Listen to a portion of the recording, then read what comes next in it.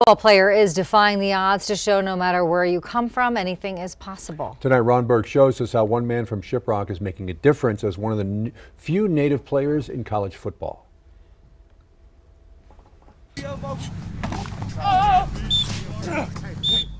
At 6'8", 322 pounds, playing one of the most violent positions in football, Shiash Pete is helping pave the way for future Native American student athletes. What makes me who I am is definitely the cultures and identity that I have, that I was born with.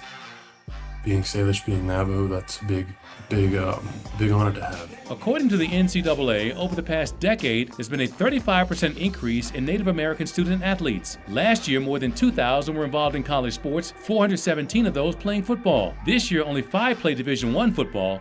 Pete, the only one in the Southeastern Conference. To see someone within that community excel in something that's grandiose, that is, it's a good way to show that this is obtainable. Beginning his football journey in 7th grade, taking those skills to Shiprock. It's where I began to learn the ins and outs of the sport and the basic understanding of the rules, techniques, the system, or whatnot. After high school, Pete would walk on as an offensive tackle at New Mexico State University. Definitely a bit of a culture shock. I was just a senior out of high school, didn't really know much. Lived on the reservation, not quite many opportunities. So this was one of the opportunities to almost experience something new. Protecting the quarterback's blind side for 4 years after redshirting his junior year, Pete would enter the transfer portal, seeing an opportunity to play for one of the best conferences in the nation, the SEC. Chose Kentucky because it's in the toughest conference football has to offer. Kentucky is a basketball school, and it's incredibly prideful. My fans are very energetic.